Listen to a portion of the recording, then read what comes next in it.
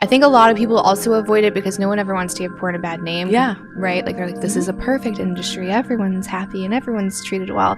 And I always say if we were more honest about the shit as well as everything that's great and empowering and all the positive sides of it, then I think the rest of society would look at us with a lot more respect.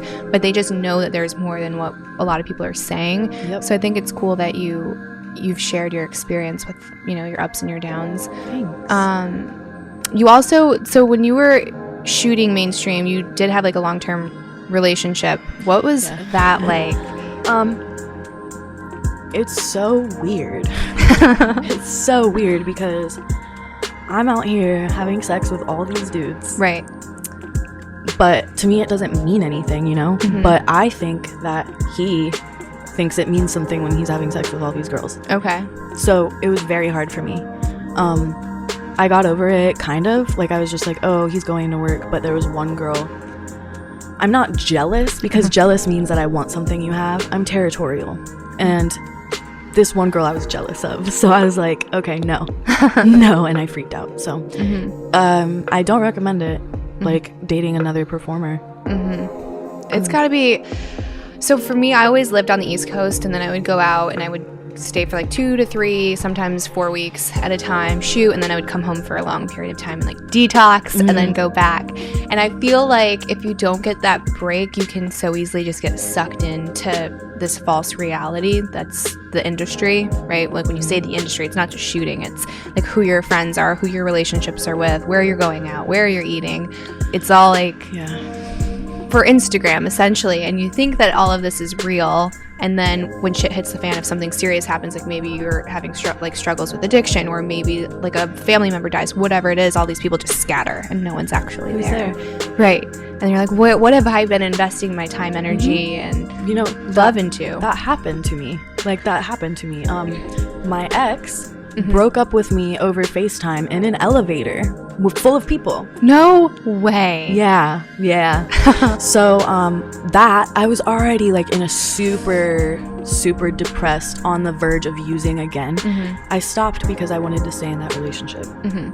I started again because it ended. So right when that ended, I OD'd and I flatlined in LA, and I had nobody. My mom had to come out. Wow. So it gets heavy, and like, these people, like, were not my friends. Like, yeah, we look great together shooting, but like, nah, my real friends are like out there. You know what I mean? That's really intense. So who found you? Because that's Abella Danger found me. Wow. It was actually I don't know if you want me to go into it, because it's whatever actually you're like comfortable with, yeah. a huge thing. I took Xanax laced with fentanyl. Oh, wow. I'm so freaking lucky. I'm like blessed. Like, something seriously wants me here, because I've flatlined like 3 times. Wow. I just got goosebumps. I know. I'm like, that's why I'm like so, I don't know. So when that happened, did you have any crazy like after death or near death experiences? For a little while after that. It took me a long time to get clean after that. And before I got clean, I was like dancing with the idea of death, I was like, oh, I was peaceful, I didn't feel anything when I flatlined. Ugh, I hate that, because like, I am so blessed and love my life today, but like back then it was just so dark, I forgot what I was talking about. I was wondering if you had seen the light that people talk about. No, there's no light. No light. I mean, okay, what I read is that when a body dies, the soul takes a while to come out. That's why I might have not seen the light or whatever. And the soul is like dancing around with you until they decide to do their own thing. That's what like I was taught as a kid. Okay. But I think that's why, like, I saw dark. Everyone's like, oh no, you see a light. I'm like, oh, really? But there was nothing.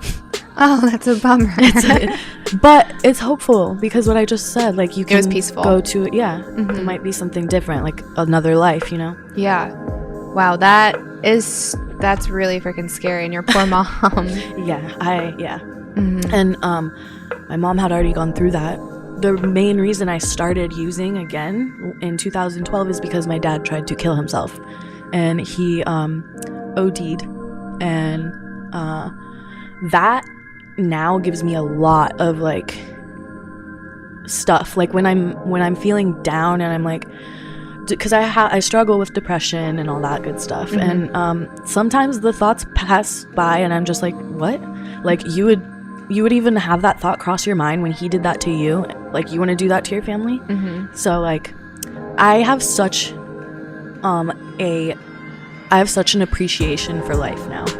Like I've felt how low it can be, you know, but I've felt how freaking high it can be, and I would rather have that than no human experience at all, you know. So the process of you getting clean, what helped you the most?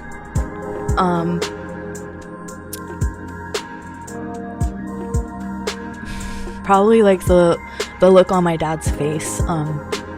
I went back home for Christmas in 2017, and he opened the door and he didn't recognize me. Oh my gosh. Because I was like 90 pounds and bad, just really bad. So like every time I thought of that, I was just like, I want to be healthy. I want to be proud of myself, and I want my family to be proud of me too. So I want to fucking do this. So I got clean, but I relapsed. You know, it happens. But I didn't like the relapse because I had that head full of like, oh, you're clean, you have better things to do, all this. I had that full head of that.